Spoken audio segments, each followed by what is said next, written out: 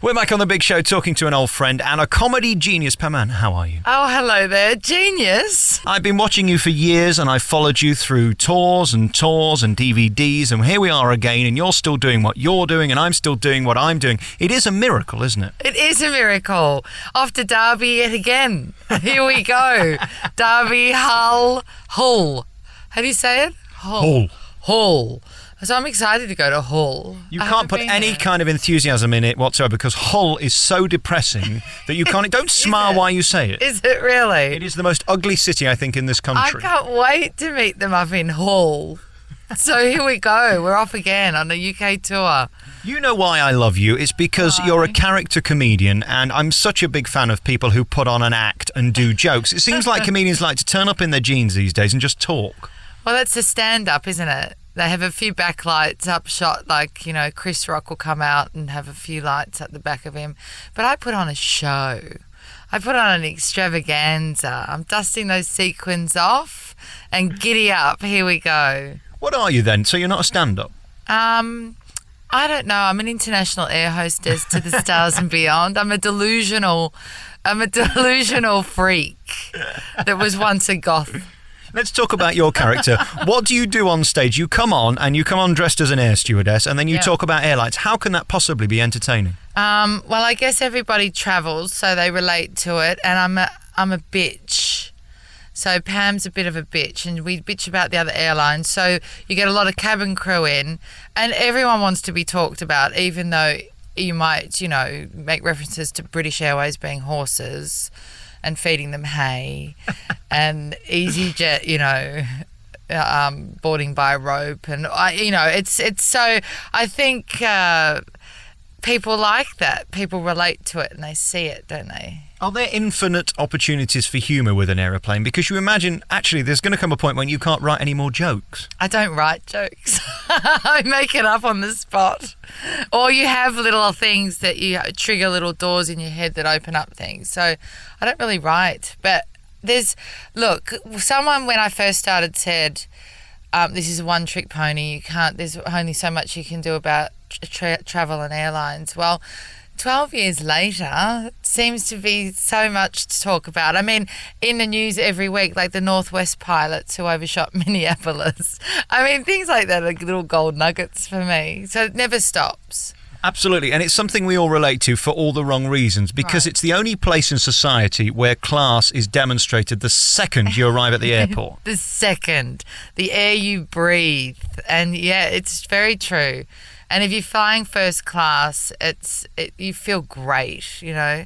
Walk through, kick a few people on the way through, straight on the plane, left, and you feel good with yourself, don't you? All right, let's talk about the moment then when you realised this was going to be your future. What happened the day you woke up and thought, God, I'm going to make this into a life and a career, and for the rest of my days I'm going to be talking about flying? I had a hangover like I have today. So it's all born out of a bottle of vodka. So I think, you know, my suggestion, if anyone wants to do comedy, dress up, go out, get pissed, wake up, and voila. But I didn't think it was going to be my life, but it is. The thing I love about you is you come on stage and you look as if you're enjoying it. You find yourself funny, don't you? I do crack myself up, yeah. If I say something... See, I find things funny that the audience don't find funny, and I laugh, they don't laugh, but I think that's really funny. And then I walk off, I'm very pleased with myself. You've got to make yourself happy. Not everything's for them, is it? Seriously. So they're paying for your pleasure? Yeah, exactly. I think so. And you're a great act that you use the audience for much of your show. Without them, you'd have about 2 minutes. Yeah. In some bizarre way, you manage to pick on the right people and create funny from nothing. That's not easy, is it? Oh, no, I don't pick the right people, because recently in New York City, I got some girl up and she was quite a heavy set girl, and look, I'm not light or a size 0, but she was a bit heavier than me, and some guy thought it would be funny to flip her over and do it, like grab her around the waist and flip her over her shoulder into a somersault, and I was standing on the stage thinking she is going to break her neck and die, and while she was getting flipped, another girl was so drunk that she fell through a speaker. The promoter was coming up from the back of the theatre. This all happened in New York. And I just went, this is crazy. I mean, the audience went wild, but there was an ambulance waiting at the stage door, seriously. So I don't always pick the right people. No. There has to be a point with audience participation where you have to stop, don't you? Because, I mean, for health and safety reasons, if nothing else, getting them on stage and expecting them to make your show is always risky. It's very risky, especially after a few cocktails and they're, like, hugging you, like they don't want to let you go. That's like a Klingon koala. They're like, oh, I love you, Pam Ann. And they're like, they were crazy in New York. And let's face it, there's nothing wilder than a New York audience. For some reason, they like to whoop at anything before you've even said anything. Well, exactly. And then you got to live up to their expectations, which is even harder. You just go, all you have to do in New York is go, I love you, New York. And they're, rah! Did you ever think it'd be this big? Obviously, you're big down under, and here people love you. Yeah. You've got a cult following, though. Let's face it, not everybody's heard of you, but those who have come and see you wherever you are, and you always sell out. There aren't many acts like that. Who is she? There is intrigue, isn't there? And now I have a pleather uniform, and the straight's starting to come. So that's fun. Is it only gays allowed in your concert? Well, I love the gays. So the gays know my show more than I know my show. So they know it word for word. They know more material than I know. So if I ever have any problem during the show and I can just go to a gay and they'll say, I'll finish that off for you. They know it. They know it all. I forget. I was reminded last night, all these gaggle of gays who were around reminding me of my show. They said, Pam. I said, what? I said, Pam. And I forget all of this stuff. So they reminded me. I went, oh my God, that's funny. What's the thing you rely on when you forget where you are, what you're doing, who you're doing it to, and there's a silence and they're looking at you? Is there one gag you always pull out of your hat and you know you'll have them back? I'm so excited I just can't hide it. I'm about to lose control, but I think I like it. Just something random. Just totally out of the blue, and they'll laugh at that. Yeah, they'll laugh. Or I just go, I've no idea where I am at and what am I, where were we? Can you remind me? Because if I go on a tangent and I'll come back and then I don't remember what I was originally saying at the beginning. So, but that's when you have a good audience, you can do that. If you have a hostile audience, then it's scary. And as for YouTube nicking your act and then you can't do it again, do you worry about that? Because, of course, once it's out there, then you can't really keep doing it, can you? Well, no, because they love it. Because the Touch Trolley Run to Galley, as soon as I did that in America, because they've seen it on YouTube, as soon as I do that, they all do it. They're excited. She's doing it. So it's like you have those pieces that you're known for, you know, like Madonna for Vogue.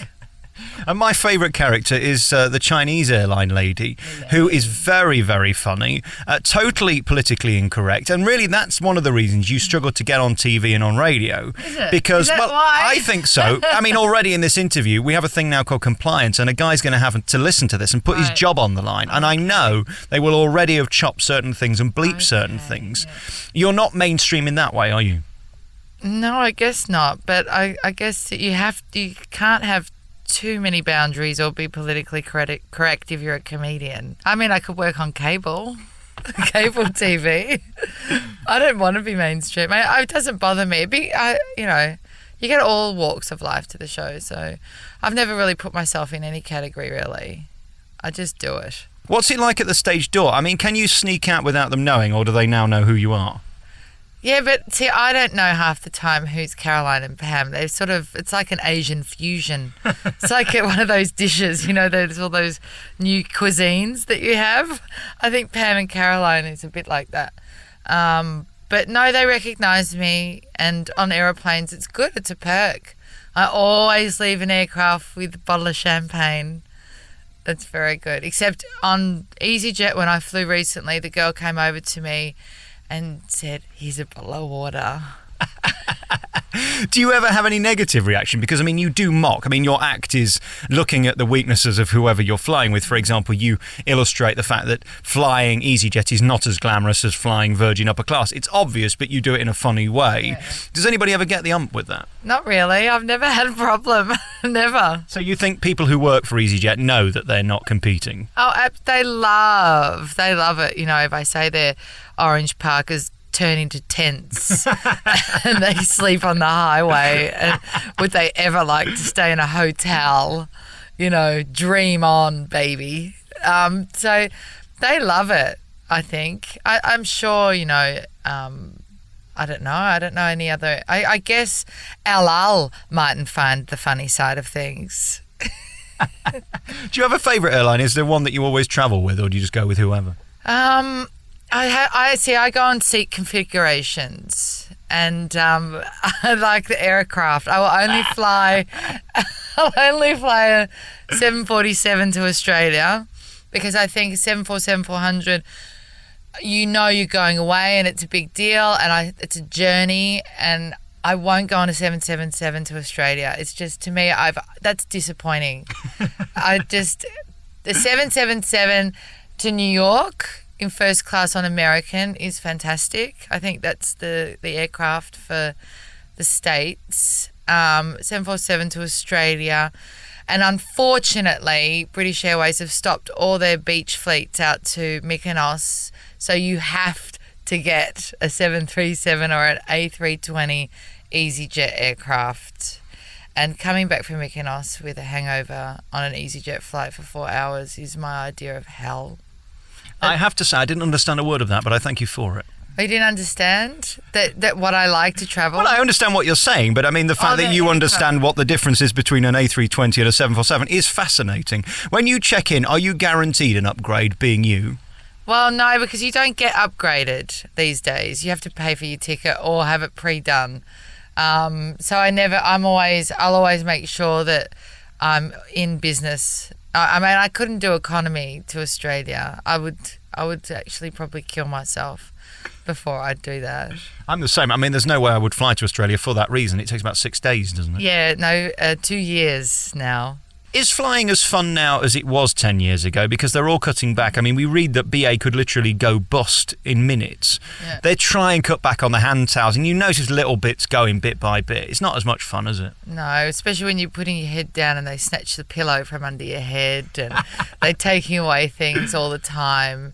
And it's not as glamorous. Once upon a time on Qantas, they used to on board have ice sculptures like a swan that have an ice sculpture and serve caviar out of it. And do you know how heavy that ice is? That's heavy. And to sculpt it and get it up in the air and serve out of it, now that takes a lot of effort to do that. And they don't have they cut back. I think American Airlines or some airline like that, they had to cut costs, and they were going to save, like, say, $1 million by just taking one olive out of the salad. Just takes one olive out of the salad. Now you have to pay for everything in economy on American. Listen, I love you. You know I love you. I supported you for years and years and years. To find a rare act is so peculiar and difficult to find these days because everybody wants to look the same and act the same. And I love the fact you go to great effort. My final question has to be this.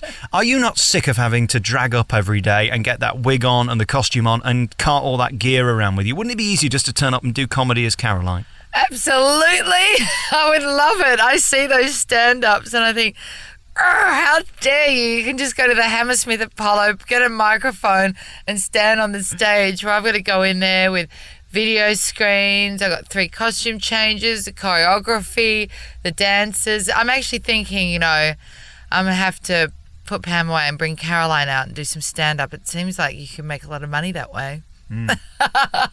Keep on keeping on, and good luck with everything. You've got 2 Palladium shows coming up, which is amazing. Yeah, the London Palladium. I know my dad's already on the phone saying, "Oh, Caroline, don't swear. You're not going to swear, are you? It's a London Palladium." In Australia, it's a really big deal. For my family in the suburbs. Well, it's a big deal over here. I mean, you'll be in the same dressing room as Liza Minnelli and people like that. I love that. I have to have a cocktail on her. I'll turn into Judy Garland. I've got the red shoes. What dates are you there? The 6th and 13th of December on a Sunday at like 7 o'clock. So it's a great day for the gays to come out. And we're performing the show on top of Sister Act. So I'm excited to go through their costumes when they're not there.